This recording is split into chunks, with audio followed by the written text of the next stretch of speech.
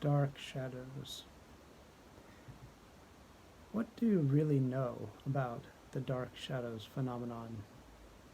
Of course, I'm referring to the television series and its spin offs about Barnabas Collins and his exploits.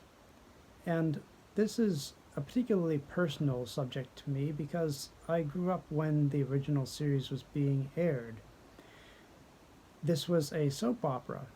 A soap opera basically meant a daily show with lots of melodrama and repeat characters and situations that developed over time. And this was ABC's most successful of these daytime shows for a while. It didn't start out that way. The first several episodes were actually uh, pretty badly received, and it would look like for a while the series might not continue. But then one of the writers, creators, thought of the idea of introducing a character of a vampire. And of course, that was Barnabas Collins, the conflicted vampire.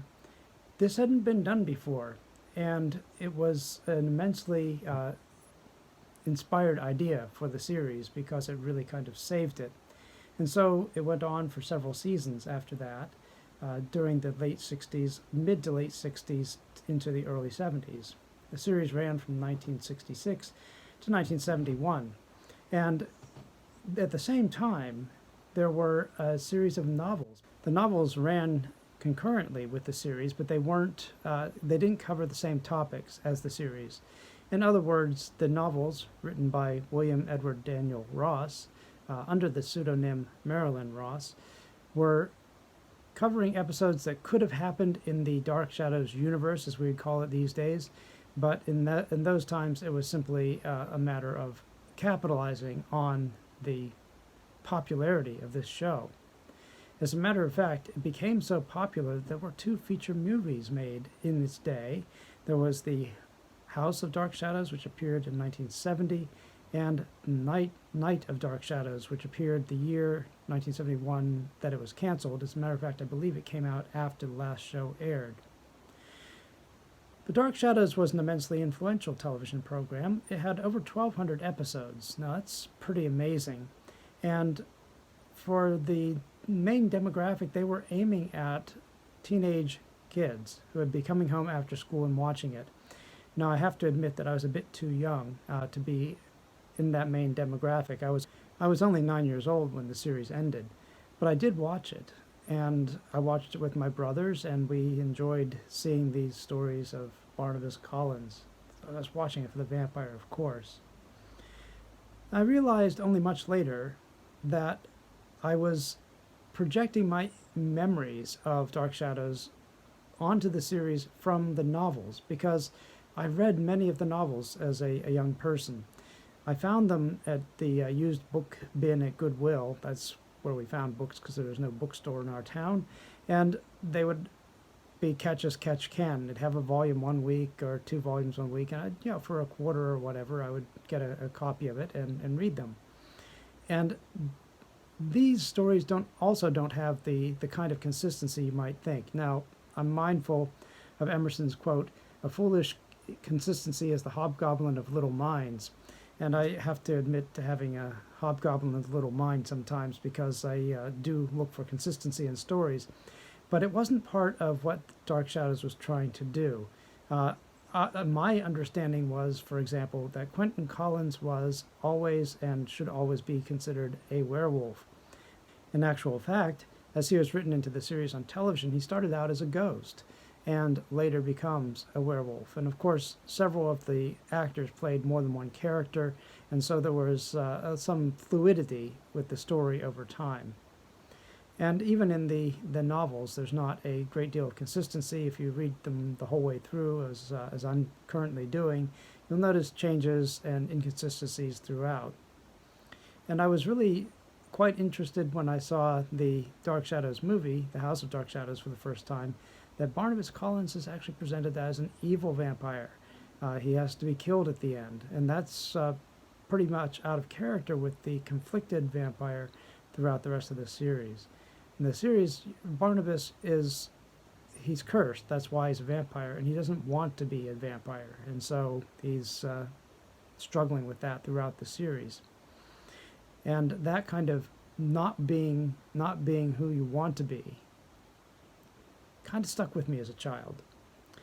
Now, it was a very literate show. There were lots of pieces of classical literature drawn into it, lots of storylines from other writers and classic stories in the Gothic genre. It was very much a Gothic series, and of course there's a lot of merchandising going on. The series was revisited a number of times. Most of them were failures until 2012, when Tim Burton was talked into redoing it by none other than Johnny Depp, his longtime collaborator. Johnny Depp grew up, he's about my age, he's maybe a little bit younger than me, grew up wanting to be Barnabas Collins, and so he talked Tim Burton into directing a film based on this. That film, unfortunately, didn't do it for me. I'm afraid that I'm not too favorably inclined towards it because it took a comic aspect that I thought was out of character with the seriousness that Dark Shadows always had. No matter how bizarre the plots were, no matter how strange the situation was, they played it straight. It wasn't played for laughs.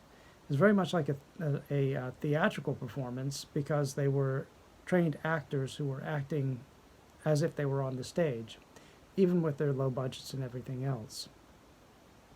So I kind of think of it as sort of like Downton Abbey with monsters. That was kind of the way they presented themselves in the original series.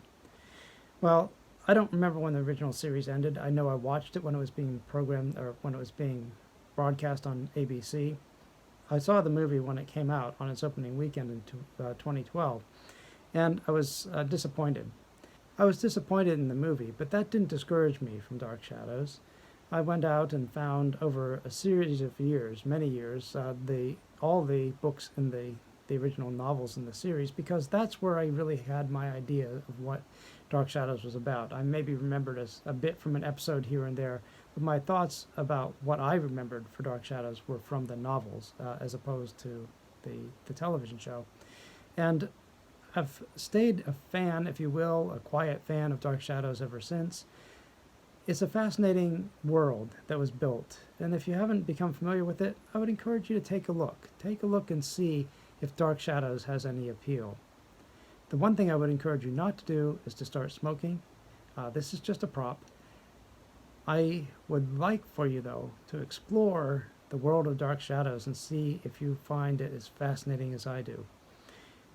If you like these kinds of videos, please feel free to say so in the section below, where you can click on all sorts of buttons and whatnot.